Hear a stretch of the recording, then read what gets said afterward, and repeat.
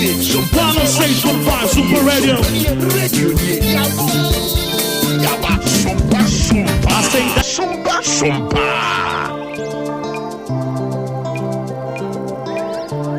SOMPA free titio.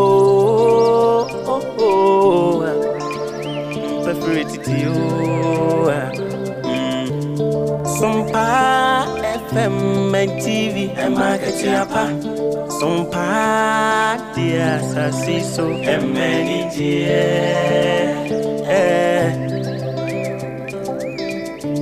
Ajuma yesimini akete. Usumu sumio. Abune bema wanya kete yapa. Ewa sasiso. Ibiasim basum na wansum ye dia fanyina masa wansum. Bisa usum ye makete yapo. Eni je di SOMPA dia. E makete yapa. SOMPA dia sasiso emenije. SOMPA FM, SOMPA TV, market yapo. SOMPA dia, MING.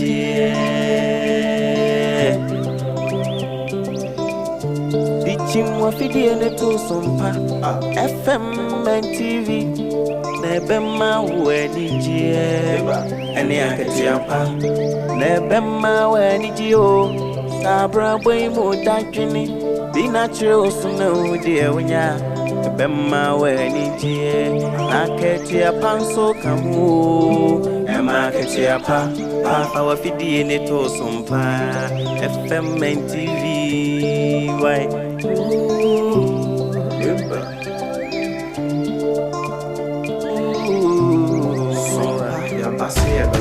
Yasim SOMPA manage any I catch your pana.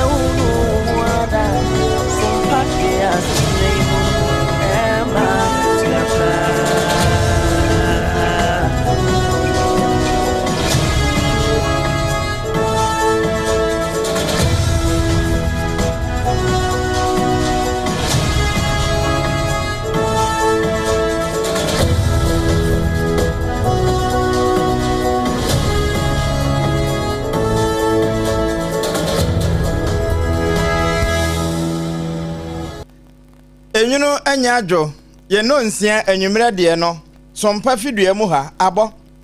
Ensama ye nsantrofo, wono mabo no, na watwi emu de ye de ba. De nkansuo anwumre, eno nso ye de toawo. Na eba anwumre se ya, eno eyeso, tese hot bite no, abusua. Just bread and pastries. Wokutayemu pa no papa bi. Ya se wode dokono kura asa ba beka ho, ne boefo. Say betubiton je won fa so pefo fagu botom. Leicester Company Limited one me ya toothpaste ni toothbrush anwumre wo kan yen ho na kase no edi ma wo ena medima fo heba sententi Dr. Tam da so wode time to oyade so na wode ayare sama wo poku asemayira ana se ebu akwa agogo asantemamu aban suku ni hwe ani mu pe unya kona ye hwe owie ehu se malaria na eha wo a edure malaria se oba patam no a time herbal mixture ene ne herbal mixture no ye mi booster anwumre wokutayemu ene ye ba kase no se be ye wasom de te se de enkwan ate onsechi na wotafro ena mo ngantia ene na ye mama helping hand promise dofo wo mo adepa wode abama enkwan ne abomu esofo mo ana apai wo mo ekutayemu anwumre pane no oba no ngoya papilloma virus no ntira sade beye na cervical cancer kokurameto awudiem oba na wadi mfinhia nkrono no woye ba ekosi mfinhia dunan no wonhia bie anwumre wo mo nso asoyemu o ene ye ba wakache 21st clinic the sciatica commandant sciatica pacesetters wonu metime ko broni krom ekosa broni fita ya de breko a wo moko a ayaresa na no wode ko wo mo nkosesa wadwuma 21st ya November 1st sada na ye memene da na chese ne na wotwe pe wo se 21st nkuraba tabie eben wo no abusua bohura ho na uye kunani eyisi ana ajanka kwa hwe widiem we a free consultation free lab and diagnostics no ni asaye free medication and free massage ni free lunch e ka ho enti an wa hye nso anwumre wokutayemu wane sompa obi basa de kyen ye de ko kaneshi emu nsem ye bebro so de ama na anwumre ensam no free sompa 106.5 FM nkran no ena masantema ya jetum headquarters ho 93.1 ehwiada braka baby asompa TV any 21st clinic wo no ayiko 100.9 so de masanteman sa abrekro na uduru bunu mu a 98.9 sompa sunwane 101.3 sompa do mahinkuru no wonu ma wata kwan takrade wonu mo so de ne nam 101.1 and for 103.3 we are ye kan no live for bono na pu FM 90.7 sompa nkransa 106.1 tachima sompa ena mankasim kingdom 106.1 FM Adam Fupa Radio France Abrochimamu Paris honso ye ne nam ho we are ye kan www.sompaonline.com Yewra Prince Atabo aten wa bone boade akwa akoto abenya bia kenkanya bia hwe Facebook no so ho ne yehia wadwenkyere ne won kanto so Sompa 106.5 FM Accra na YouTube ne Sompa FM live ye TikTok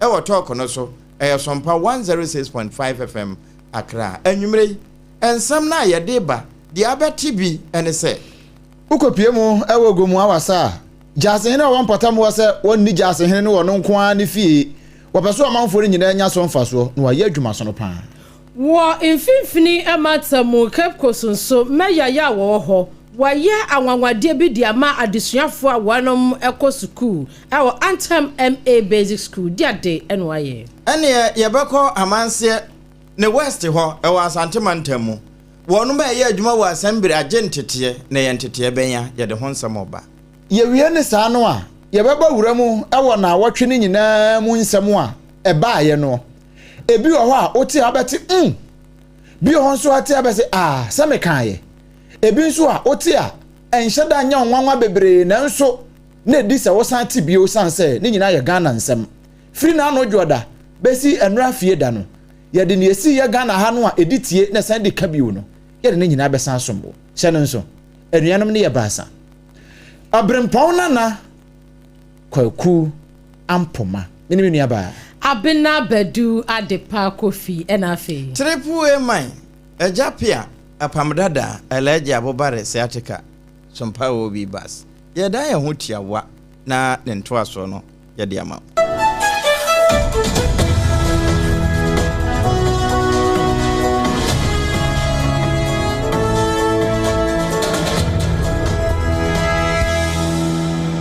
afei yenshansem no ase na yekodina mu ewo mfimfin mantam setiefo bekaya bese na kakra nie na ya ma ne boni kwaku adema woto yenkra different mfimfin mantam ho se mansiri maako bese edu ewo mfimfin mantam ho a ensuo pa edi nsuo nyade a woni nya bie ewo breko na kwanya ako wo mu nyina aka hono bie agona kwanya ako na wa mo ka hono bie sanse ayensu nsuo no a ekwa kofa kwanya ako nsuo no mu ma omanfo no enya binom no galamse nti na sa ayensu nsuo no ahono se poto eno na nam so emaja asehina owo gomua wasa ewo gomua west mensi no mu fifi mantem asem ne yake na kwasi esel ochia hene wono wose wontena ho ewo breko ane manfo nya nsuo no mu nti no wono atutu ne botom asi 7 mechanized boreholes edi ama 5 communities ewo mpatam wasane ebeya ensubransa mu a wo munya bi mfanya adepa no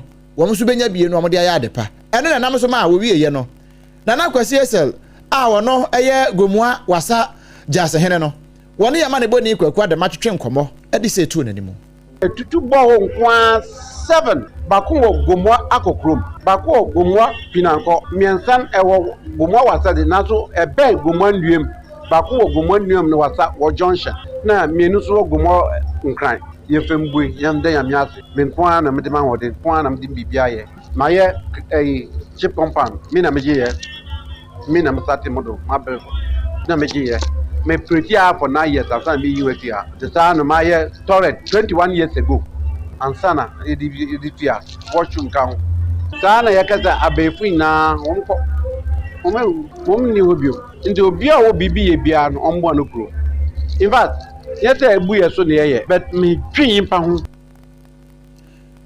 mo piafo nana wei aye jase hene gomua wasa asem ne yakan Nana Kwasi SL Ochiahene na wowie ye pe ena aban krachi pani a ogina mu ma de hye wogomua West Alhaji Muhammad Kasim wode kakra to sunu ache se ni ankra betimi aye e de aboa ne man ebia na nana aye ye na baye bosme be na abase kwe kumafo yenya isi problem ana ya fe yim de aban bon ka babam na wa babo ye aye assembly ni na no afi aye 2024 2025 ye physical year assembly ni na for go step na ye de ye baye it's a important I'm saying where I 7 there. That's another as a ambassador. Nation in Ukraine. Now, Madame the class, Gumwa and Yoko. There, on mine, they put to Mayaba Kufunejuma. I am buying a Kufunejuma. I am buying Indian ministry now. Here, this is assembly of Chasana. I am minister of local government, chieftaincy, the religious affairs.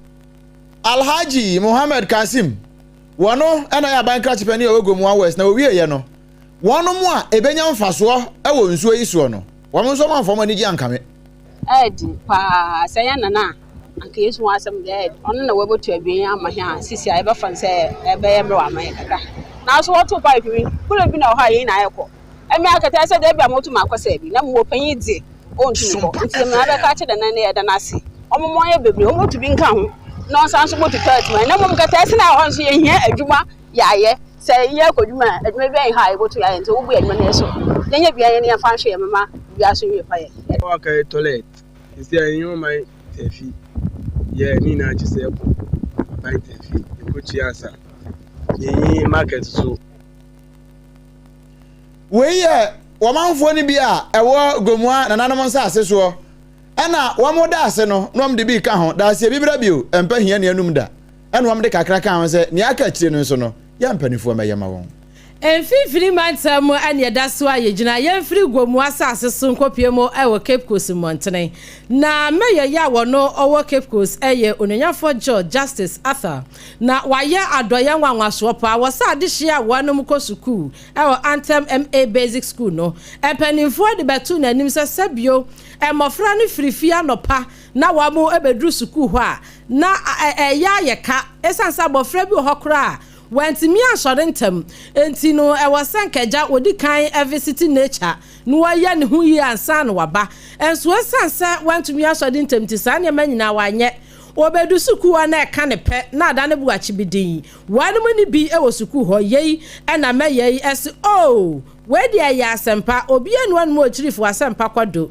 enti no wo beye hu bibi na ene said waye nie wakosi eye ultra modern 10-seater toilet facility at the Anthem MA Basic School na enumu no wosi 8 water closets eno na yabaka se WC at the madisuafo no na wo ye 2 no so aya kyerɛkyerɛfo anko adea wo wie ye wo ye changing room wo mu a se bia wo pese so sa ho ye ho yi a emofra no ebetumi aye om ho yi yuri na so oma emema no ebi ema so de ewom na ebra ya mane boni eweka nan ekopie mu ewadwumade se ebra wonom ya mamra ne amane a wonom di eye toilet facility ehye akyerɛkyerɛfo wo suku honsa no said ye mayor de nesem etu ya mane bo anim ni it is your property. They will hand this property over to you. It is up to you to protect it and sustain it. Culture of maintenance is what we usually lack. We pray that this facility will be sustained for the next 10 to 20 years.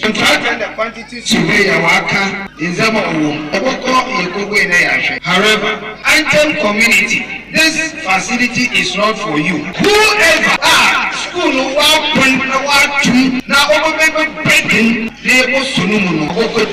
because you cannot temper and destroy public property. This is the property that belongs to the school. Next one, Woma, you take care of this facility.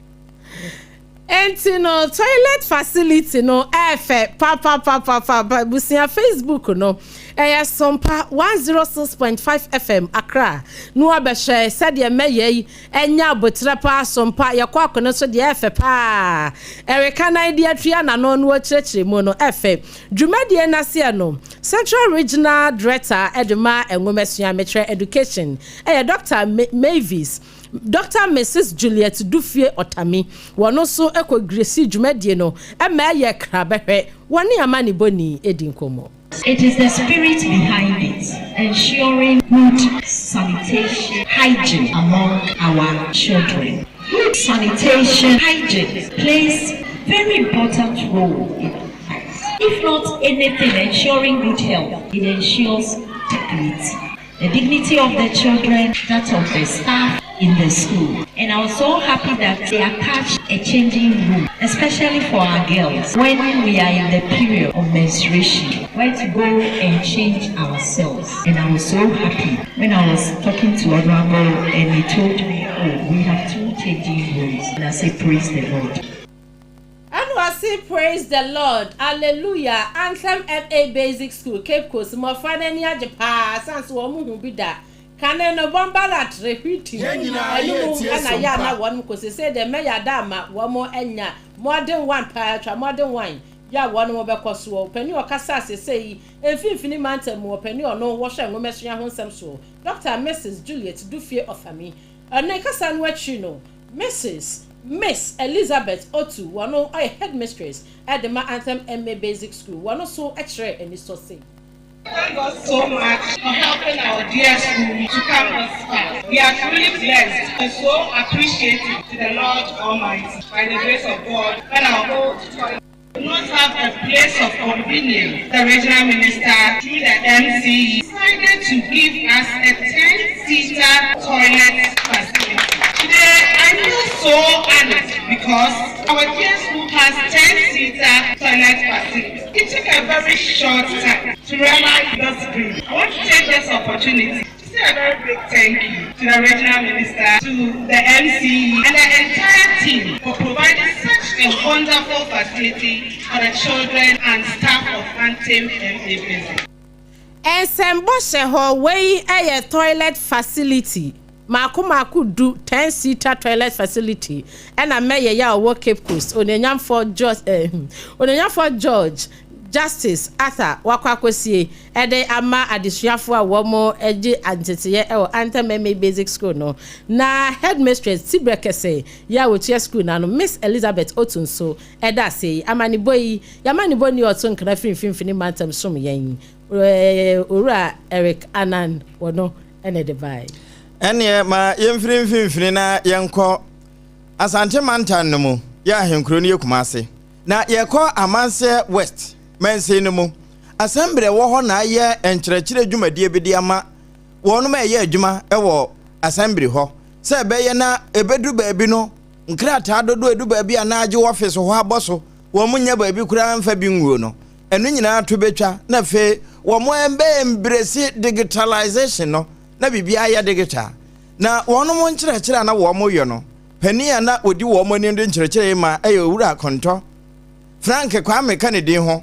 na wo kyerɛ mfaso a ɛwɔ saa nkyerɛkyerɛ a wɔn mo de ma adehye ɛyɛ adwuma ɛwɔ Amanse West Assembly hɔ na wɔn kyerɛ sɛ wei so kra no ɛnya baabia na yɛtɔdwo pilot hɔ na yɛhyɛ aseɛ. Sometimes so call MMDAs ne RCCs na eba ne issues of paper aya den kakra inti the government of Ghana build the smart workplace na etumi aboa yen ama yetumi aye adwuma wo bia ye wo bia inti that means say ye ni excuse bia ye hye bia no so far say ye internet connection yetumi aye adwuma ma ne koye inti hye na applications aye ne omo femu no ye kire omo electronic memo sometimes so call your offices na obo so paper be brego MMDCs and coordinating director omo table so nti ene omo fa sa applications we mu na ama paper aspect na efi ho sometimes so bi wo ha ye te say e bi obi raise memo at some point na te say memo ni ye hu bebi e wo but our system no so na de ye ntumi enka say ye hu bebi e de ato abrena na system na e kire en say memo no e wo we ho because electronic and you send it pomon saka and there's a trail of it nti ene omo fa memo app ne mo ye wi na ene omo afa correspondence management system mu na ye wi say ya hwe say de omo betumi send the correspondence efi amansie west e de akọ any mmda e wo Ghana eno eye owura kontrol kwa ame franke wono na enkyerɛkyerɛ wo ye facilitator wodi wo manim na ewie na bankrach pani o wompotem ho honorable prince manu wo be kyerɛ mfaso e wo so ne amane a wo mu hu e wo paper ho your friend of smart work say no government of Ghana person copy palace yen person dey papers betro memos oba me office of fast ayema e be kura fa ba bi enku nti abane nyansa na nim di no say e bra so say ye bibia wo abefo kwan so de ne ho be hia sem amanse west anase manso kwanta yen so be training ye staff ne no mu ye djuma ba hanom say de be ya mo so be up to date on the new system ye running ye palace no enu ntina ma ya organize this special training ama wo mu say oba ye bulky of fast yenya ba bi kura install fast and Juma and so aye records. Untimin to people be entrenesa. Esa ubo abono digu baby. Inti we say we are one of the major challenger. Just space be brave. Inti na hu be here say this time no. You be do away with papers. And I be over sky crowd koto papers. Ink near there nice. Too much. To with this paperless. Na say be save bibia internet so no there. Yes, internet never forget. We save here e was so de bia. Say fala ira hu fa no ni na be a thing of the past. Eno honorable Prince Manu. Abankrach penny or Amansa West, Metre Manson Quanta fa ene kasa yi. Na this year wo mo gentete no e kire mfaso a won manya firi so. Jumedie no a smart office abande aba na mfaso a wo mu ne se pese bibia ye paperless se enye krata asem biom bibia be ye internet so abefo jumedie ne bedi nti se eye request bi kra na wo send ya na se memo kra na wo send ya enya fe na obesa be trogu krata so akọ print na bi kra ya ka cho se paper ni hoto na kra ni ho we de oye ye na de opesa o de command no send no so ahwe abefo fidie ne so sa how are you busy raising memo through the smart workplace and mfaso a so say sika ye tia de koto A4 e ka bebre entisi etimi eye paperless one na save assembly and the government ni nyina sika at least e betimi use e de ayem point adwuma foforo fa so bebre wo so a e beboa ye adwuma ne bebre in fact adwuma we aba no me as HR no mani agi e be ma adwuma no akontem no it means say e be biti time bebre nti e beboa adwumafo no che first no adwumafo ni who says this smart system no e be ye work no even more easy and easy confidential eno adisia wo mo wo Amansie West this is assembly ho entity a wo mo gi ho emfa so a wo mo nya na wo mo bro so no na we all just for na ye me kire office of heads of local government service wo mo na ye say adwuma afi yengura mu e wona awotwe no emu nsem ye sha se de afri dwoda no na broni kan Monday French for no be kan say landi na no dwoda no ye de kase bi beso mu na ebokotodwem ene say ukopie mu awo sama awo atoya mantamu a headmaster bi a ye friend Isaac Dankwa na prosifo ache no ne nantese ne bone a wadie emu so pa say wono junior high school final year student na wache na we no say nwa wo wie ya wasan kura anyim no aka ho akoto aduro de ama akoda na say won fa bi nhyɛ na fa bi nhyɛ ne mam na wo wie ya na wo san ba akoda ne ntrene na akoda na ne so mpaka se ebo nkomo ekyerekyere nsɛm mu sei Ntimi na nukoto iti timi kote na nuyidi adlo na munda fa presidency chess na munda meko ni se ni fio na meka chane de na wes na ayada atanu mi ba ka chane na mi kan chobi aso mi ka chobi ada dayam mfano ntonu na metu man kan chama na only have sex na minde yenu ko chane mam ko ni bathroom ko benso na sam smoti bi mama we di chiwi so bila acha kema ntocha kema na osumi sina ka da media sama mi ha onu mi ko school nti da media oma amuna no Africa akwata na akoto dinti onu mi wa ya kusi onis nti onis wa some those to be friend bana awamuna onu mi kwaba ama mi jina palo onu mi wa inside sai kan nti to bi mi na ka na yanko nti bi fi na yesa fi kan na ka chamne ebi an fe mi we nti ye ku shem na ka chamne minji edino 5 ba mo anda mi fashion na mi fa tu chamase Oti ye we na no Jordan de see ye na no anso ha o headmaster friend say Isaac Dankwa wo wie ya akwada no anye ne anu opeso ye no ene we free student ba ako ene say hey bra won say ni pass mercy wonyem kofie ho ko ka tro me say wona ane ne nyem na gi nyinsa ne boso na akwara na anye wono so kire mu sei I'm with your teacher, a friend. Say, I friend them in Briefy. Obe feel say, in my summer abba. Nam say, oh, say, abasam. Now say, how I be feel the union send Wako to do a town amene. Uswede how call Okako Bonidin there. And say, I can see. Menkara army. Namekara army. As I'm no waking with you. Uncle baby. As I'm no waking with you. Let me see, you say, Marty. And you're too close into a friend there. I'm not me uncle fence army. A friend, Yelkasiani and Anto. Till your school Nicky John. Till your corner. Now say, I want papa. Na catch and on how we need sending opera or the assembly army. As an obecon of Finty, on ye no police case here. Let me see you, Martin, to me, you phone no fair. How one papa. Into me flower and papa now and papa catch me ano yami. Inti, untum fair, as some no untum anon castle or phone in Tiam, watching my bay. How one wokum, bedukum, and send I have a castle. No, or carton, to a carton, you slew your no, metal, wabachimi teacher, no one now go to prison.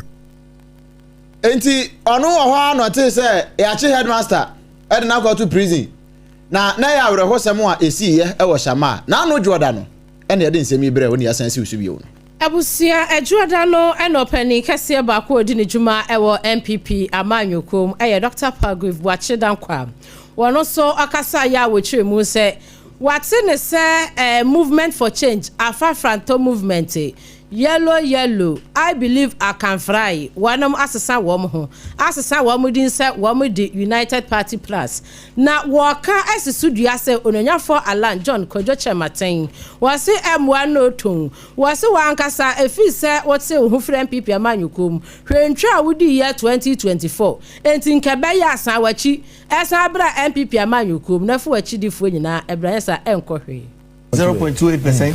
Do you know what 0.28% is? Let's not go there. It will not make any impact. The UPP is ending up like the CPP. That is what is going to happen. Someone should have advised that the movement should have stopped and repackaged with a rebuilding of the new patriotic party and sits down as a godfather and tell all the followers that, look, guys, as I look at it, I'm 70 years old now. If God even blesses me to be 100 years, I've got like 30 more years. In that 30 years, I feel that you guys need a future in politics. I bless all of you, reconstruct all of you, and give you back to the new patriotic party. Because, like I said, a fruit does not fall too far away from its tree, which clearly means that Alan Kojo Chematen still holds the ethos of the new patriotic party dear in his heart.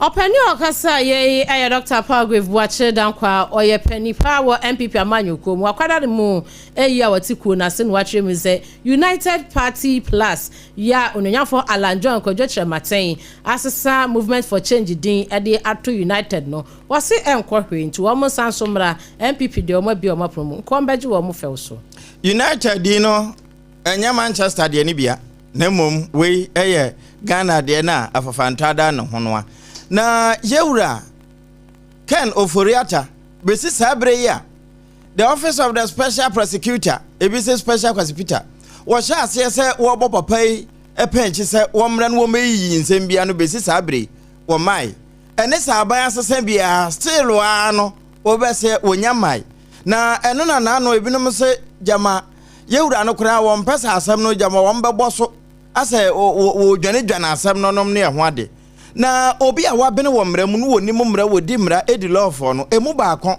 eye private legal practitioner Yeura Martin Pegbu ana wo be kire e wo sompa kase so se no kwasem ni asam no woni wakura wo betimi adi won achi bro ni frɛ na absentia die nti na wo monye no na sabre wo muguso a ebobo ho na wotwene mu Jordan wo kan asemi That's how come for me. I said, this is a country. There are some properties here. So let's start. If we start and he doesn't come, then the trial will go on without him. That's how come we say that let's do the process. Take the offer. Have you gone to Koreata to take a statement in America? He says no. No, he says you will do it. So let's do it. Then we can start the trial here. Article 19 clause 3. Let me read it. People have been misreading others. In our constitution, there is no requirement that Koreata should come to court day one and then travel and not come back before you can continue. No. Article 19 clause 3 just simply says that if you know there is a case, a criminal case against you, and you don't come, we can go and leave you. That's the trial can go on in your absence.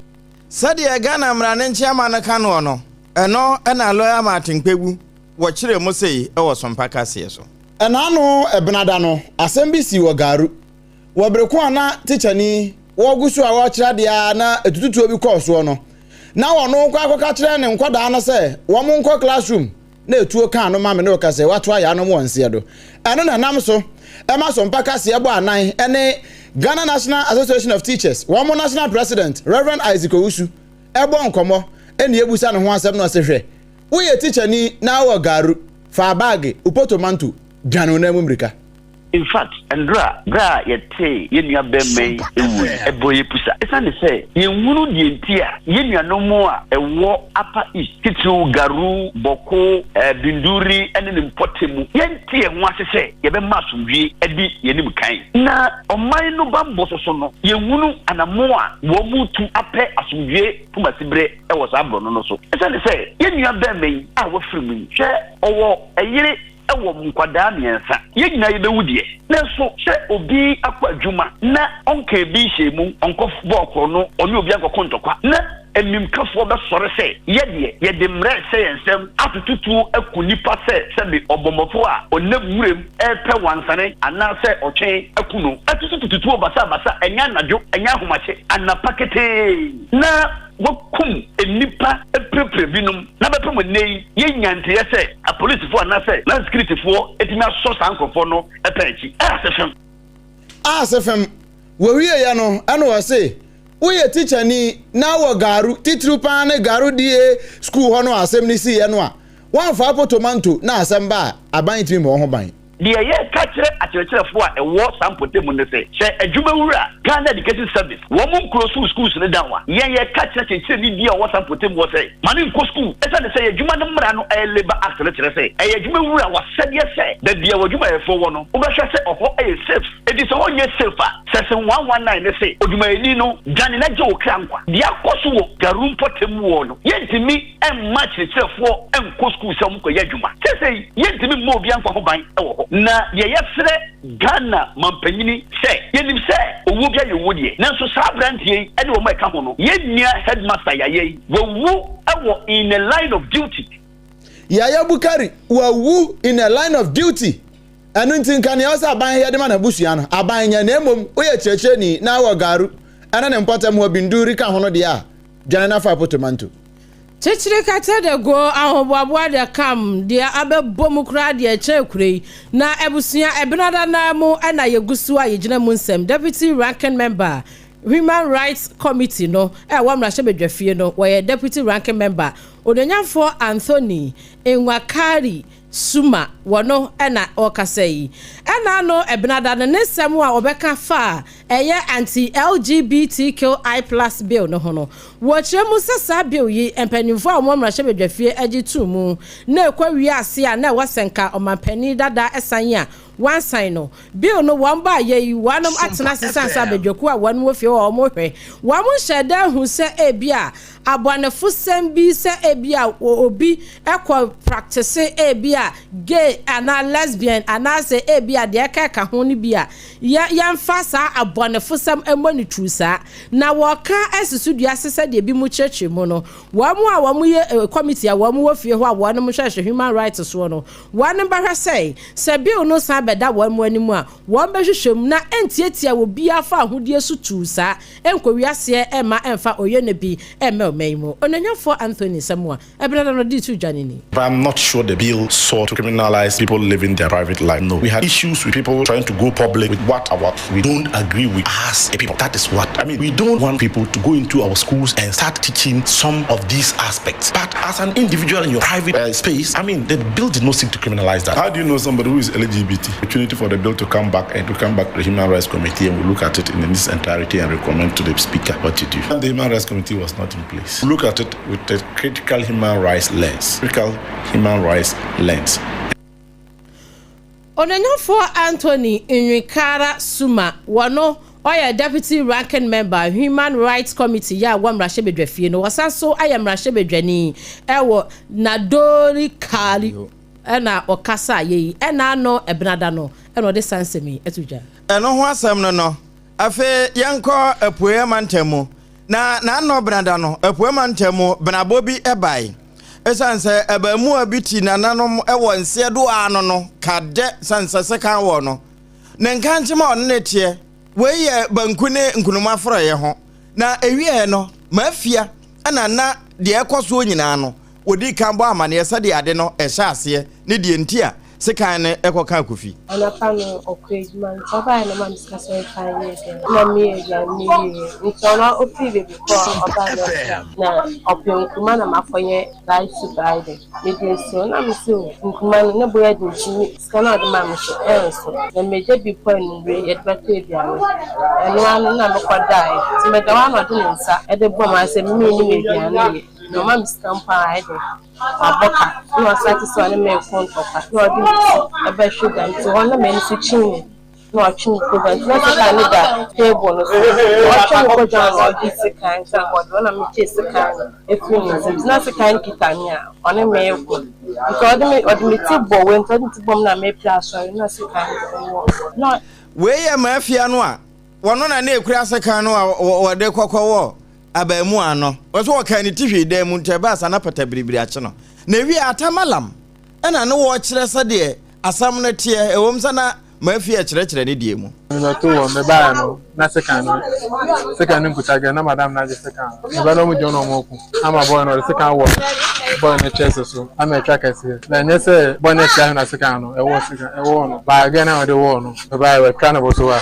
eso no mo ku na be kwata wo ntimi de ni se dia o de wo no de mana za bo na to na boy obredi omoja bebere na da be ntimi na be kwata wo anya se what ahwe na sekan no no ga na sha wo sekan no eno ya atamalamwa wono no bepie asam no so na ewieye no kofi no aseka no wo no ne nua no wo hyedem sade na wo mo sesa boa so ntokwa ne hya ase nyina ne nkobo no kono wote no no nso ebo ya mane yesi benada no tokwa ne de anopa fiti embra na hya ase ana embra no mutwa ase na anopa yin so mo hya ase sa ama be ma no kwa adwuma nti oba na me hyedem na me ti so mo kasa tina se ekofa afun ho we si won fa fun ne ma no na we si won fa fun me de ni za abrabro no mudi o de mo timi hyedem ade me ti an se wa woni sekan ana me pie ba na be ma ne timi na be ma ba ku gate anu se ya woni sekan ana oba ne nso ye de ejina no si etina to na be ma ndi moja hye bobo oba no nti afa atwanse na moja ne ba bebre no na be ma ne yemre eno aya Francis kofi ni nua na wono nso eka asade wo hunu asem no na no brada no a onumnyamfo intimfo jo ene Sam George ni nipa bi enwatwe eka ho e de LGBTQI+ bill no sign kwamra se ojafie bi o no ena asem bi sign beda akire nti ni wukuada wosi sudua ene wo kire se amanfo bi keka se wono Reverend intimfo jo wono asensa atemra se bedwani no waka se mampani akufuado ansign bill ni nti ene de won ko opposition na wo kire se nya no kure wanka ne sa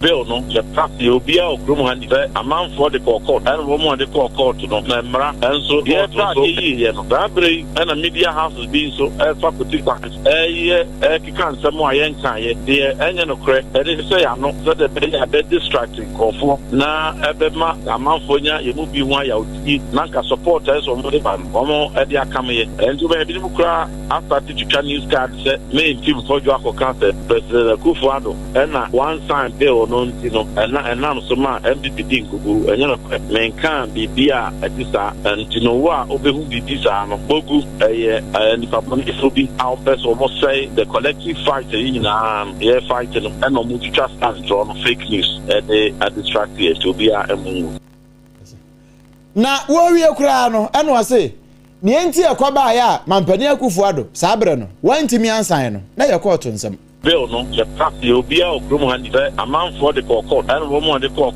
no memra and so court so edi yes dey so di no by the time we court be here na abetumi ama parliament to proud the akoma president no na ya to abakra wi na chi me ba be hand over and you know the hand of parliament was stayed by legal procedures from transmitted to the president in sanka no better than was signed that time to when the better than was signed the Onamnya mfo ntim fojo asen south brashe bedwani wane sompa kase na ebo nkomo na wukuada no na wukuada no ensemu de edi nyimpa ba konso na efa edom kuma wane mo mrashe bedwafie bra won no dani onanyafo osahene Alexander Kwame na Fenyomakin efutu mrashe bedwani ya osahene ewa futu asase so osoli gina simpie ene apaso ewa mrashe bedwafie wa bra speaker ya wono owo fie ho right honorable Albans Minor Kings for Babin editu wo manim se enche one number share ni mu as acting chief justice orapo bafo boni ba bepie mu wo manim na emrahye bedwafo no wo ma toto na no kakra na wanu mu nyina agina tomu enumu enadom kuma ne se we di ankrita wi anye nkratoe so mpa monye na mon kan kire acting chief justice orapo bafo boni se wo ba no wa moa ne ho no me fesi yen ni yeso ya boa ye ho e fesi no ne sam wadi tu dwane bini. The one who has been nominated for Chief Justice position must come prepared to earn the approval of the House. No, because it's a program. If you come unprepared, you don't have your judgment. We have questions about your involvement in your boss's sacking.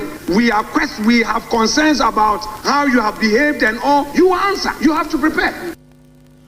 Edom kuma no ba no dani awo mrahye bedwafie onanyamfo Alexander Kwame na Fenyomakin wosaso yesahene ewa futu asase so ukuada nsem no de tudwai ene ukuada no mu a na government accountability series na se Dr. Dominic Kanyini aban lawyer pani o ha tentene so onya daji ginae na wo bobbo ensam ahodo a hye amanfo to ye wo se ehonsam kura no wo mu gina mranim and wako national service for adie na no said the wonya adaje eyiyi ne makoni. Ladies and gentlemen, prosecutions have commenced in the SkyTrain and National Service scandals. In the case of the latter, we have filed charges against the Executive Director, Osea Sibe Entry, and his deputy, Gifty Oware. Charges are being prepared against the rest of the public officers and the so-called marketplace vendors. In all, we intend to file about 10 cases in the NSA scandal and will use some of the public officers and vendors as prosecution witnesses. Now, this is a strategy that is working very well for us. Also, I wish to announce that the Auditor General has conducted a forensic audit into the NSA, the National Service scandal, and the total amount of money stolen or illegally spent now stands at 2.2 billion. And not the 548 million that was uncovered by my investigators as at June 2025. Dr. Dominic Kanyini ene chere we mu ewie no wotisi ba fast talk for nso wo mudiem na eno nso sade wo kan no ni. The Economic and Organized Crime Office had gathered credible intelligence regarding a criminal enterprise that had been operated by the former Chief Executive Officer of the National Food and Buffer Stock Company Limited, Mr. Hanan Abdul Wahab. Initial estimate put the amount of money pilfered by Mr. Abdul Wahab and his collaborators at the time at around 58 million Ghana cedis, far in excess of the 49 million suspected to have been stolen by Mr. Edubohe and his co-accused persons. Not only because of the huge amount of money at stake, but because of the fact that while food suppliers were wailing and gnashing their teeth due to failure to pay them for supplies to the buffer stock, and while our school kids were being denied nutrition under the school feeding program for lack of funds. Eno aban lawyer pani o hwa tentene so we da wukuada na sansemi ebetodwa na ya woda no na asem bi trende sanse LGBTQI+ no ehom komo na enwieye na Ghana mrahye ojafie na domkuma no wo na anu ni ononyamfo Alexander Kwame na Fenyomakin wono so de kakra to so no wo kire domkase ne se Namo, what the LGBTQI plus your campaign or Ghana, I feel about more pensua, more semompe, more bepepa. Only yesterday, when we were raising this issue, Mr. Speaker, you were saying that the bill must pass. Now you are in government, you are in the hot seat. When the IMF, the World Bank, IPU threatening, you are now running away, you are saying procedure. Which mistake? There was nothing administratively in error. I dare say for the records, you forced LGBT on the throat of the Akufo-Addo government. Today, you don't want LGBT. You would want it. Mube pepa. Mube pepa papa papa papa. Mube papa. If you told me that seven journey, Unyamfo Kwamana afenya making. Nene diati. Ononyamfo set a champion so enkane no onene swania wo hye epoye mantam no ano. Wano so akasa afa eye omenyin said the attorney general na no wo friends and trofo nhemu a wade to wani ase ese nkonfo bi asebio wana wonsa so am omenyin aboka. Opani anu ono hye National Food and Breakfast Stock Company no so say no. Wano hye ni nsemu na kire se femfram na enum no ano ononyamfo a champion set say kamia yese doctor Dominic Akrutinga anyene ne nsam kyerefo enhyiemu a woyeye no asesabio na nhyiemu ne yale na ye unhealthy cra na say wa France of kyerefo aka kansam ni say no na ebe wiase na nsam no ebe kwakwato na ebubo wa na aye ne den. I'll just counsel my senior brother that as he's building himself, he needs to hasten slowly. Rushing to the media will always come back to Dominic is, I don't need to lie, I've worked with him in Parliament. He's a smart lawyer. I won't deny that. Very deep. But I think his style, and once you go by that style, the repercussions are there. Because the media do not understand the technicalities involved in prosecuting. Because water has really gone too far under the bridge. And so that style is not health. And in a sense, it begins to put some doubt in the minds of the society. Former Eastern Regional Minister Onenya Fawcett champion na no Yawada no one SOMPA kasi edi nkomo yi. Yawada no emraso bejafo kwa asetena. Wo mo nkoma wo mo kokodi ye. Me kire wo mo first session e wo night parliament num no. Wo mo nkoma no bi e na yewra haru na adrusu so de gina ye no wo be chese. Wo mo aya wo tie kire bi titi pilachi. Etoda kura bi no mo hu speaker ni mo hu na no. Na asama a wo kan wo matene ye no. Wo be so se biribi kwa no anka wo masafo no so kura emre ni mu na wo mo mahwe de animufo na na sempanimfo ne yo na agya se duru wo mo so a wo man kototo ampapa so. Asking for the backbenchers day. And Mr. Speaker, to remind us that all of us entered this house as backbenchers. On your day of entry is your day you are emerging having been elected as member of parliament. Mr. Speaker, parliamentary practice, we are told throughout the world, is based on experience. That is why it's my wish that every backbencher will have an opportunity to rise through the ranks, through the middle bench, even to become the front bench and to lead. But they can only lead if we give them an opportunity to learn. But Mr. Speaker, they themselves must be ready to learn. And when we say they must be ready to learn, in particular for Ghana, is the member of parliament familiar with the provisions of the 1992 constitution? Yes, he must. If for nothing, from Article 106 to 124, every member of parliament must keep a memory of it. Eno ngumasu afọ na bo haru na idrusu awe Tamale South. Wonumra sebedweni na wo kire se tese form 1 fo aba no. Wa ma wo mo amen seniors no a. De ese wo no mo yo ebewie no na wo mo de bubu adum ni adan. Ewie no wo se kamam ka bi ni begina pa de a. Ene na wo se donkuma no nso ebire bi wo ho a wo mo ma wo mo kwan na wo mo nsem a wo beka no wo mo tase ni nyina. In a country where there is rule of law, the most fundamental thing would be, so that's why this house at all times, when the right and freedom of any person is infringed upon, we must be worried and concerned, because that is the gravest threat to the practice of democracy. But Mr. Speaker, in discussing backbenchers day, I'm happy your clerks at table are here. This house, we must improve upon our own practice. I recall, Mr. Speaker, your good self, you were in the meeting. Even in Akusumbo, when we went through the long period from, I should pay respect to the Honorable Papo Ousuan Kuma, Yilechre, and the rest, when they said that Parliament must change its standing orders. I recall, Mr. Speaker, in one of the meetings where you were, I contested but I was defeated. Today I'm honored. I kept telling them to declare a minority day in the standing orders of this house. Eno eye ngoma sua so afọ ya we tamale sa atomra sebedwani honorable Haruna Idrisu eno wo su se ebeye mpanka wo momfa donkuma da bimra na eduru ho a wo munya adwuma no kura ema donkuma no ya kan say no Leicester Company Limited na daroma eno de Yas toothpaste eno de brush no e de abeso yasene ene ya yetimi asom wo kama eno nti ubetimi atwiri wose na watwe ni yi a Yas toothpaste eno ne brush no Leicester Company Limited na daroma eno de abedwama so ne numbers no ye 0501 619588 0501 619588 enya na ewo shops ahodo nyina mu wo mo na daroma nti ena sompa obi bass no ya debrewo na ya debrewo a efiada ya be ya ewo kana sudwum ya de Leicester Company Limited ena eba ni nyina mu no na time herbal mixture enso boye chidom kese pa time herbal mixture no wo odum ato malaria chi wo nya bi na ono no mu a ebekoyie pa time HH mixture na capsule so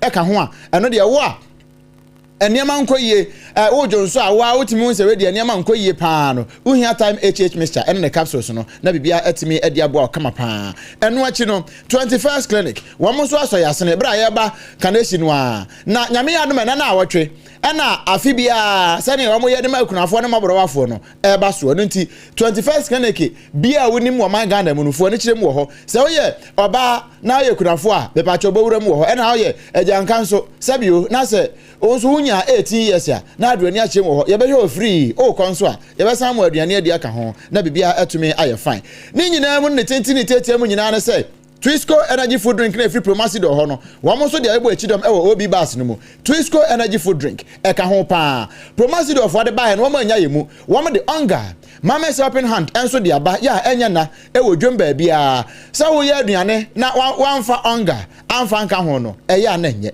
eya ye ne sa na bibia enkonkan Bell beverages enso bo echidom e na afei multiple quest wo mo nyina e ka ho bia na de obi bass no e de brewo wo ba no nso so a wanya 9 years ekosi 14 years no a papilloma mpane ye wango bi no Ghana Health Services say ya mane nkwa mpane ni bi free ya wontu ya kapre kura wonu munti ya badane ho sima wabreko amedimafo eba center ede Dr. Tamada so wamo ede time watu ya so kama na stroke ya de anwodwe ya de ni nyina no ye bo ni chidoma yini mokwa na wo aposo yo ya no ye yini nyina afiro ya de bia ya tenete ede free akache no ya davromenti ye wo enkra ha ya apoko ase maira ena bu akwa agwagonso eno nso ya ni aban school no ene de animhwe ewe kumase numbers ni 0244 774282 0244 774282 na oni yen abo enkomo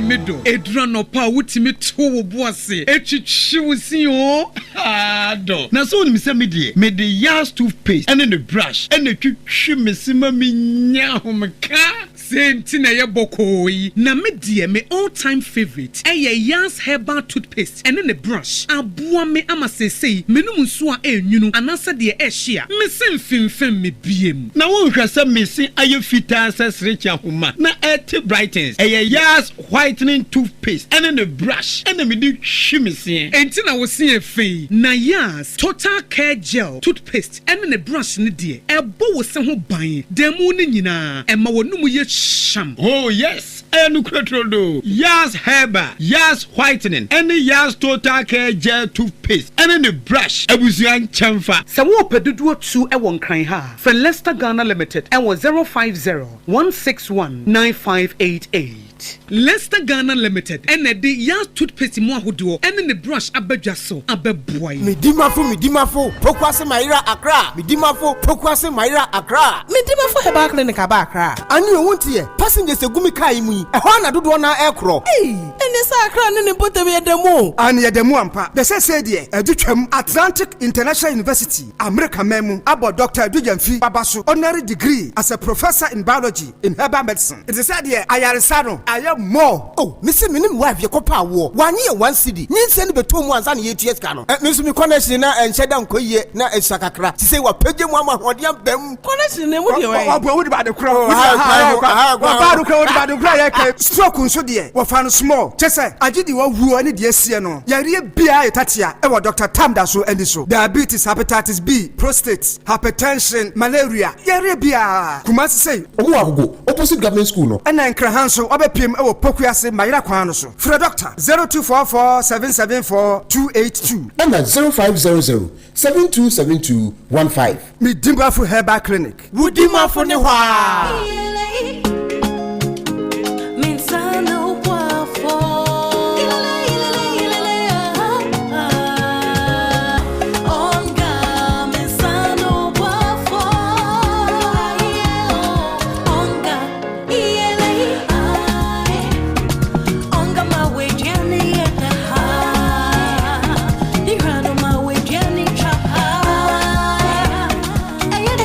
Da obiari hia emotion kubia ebemani ni ani opepa aye de change onga mama sano boafo FDA agi edwadie yin krato ya so sano boafo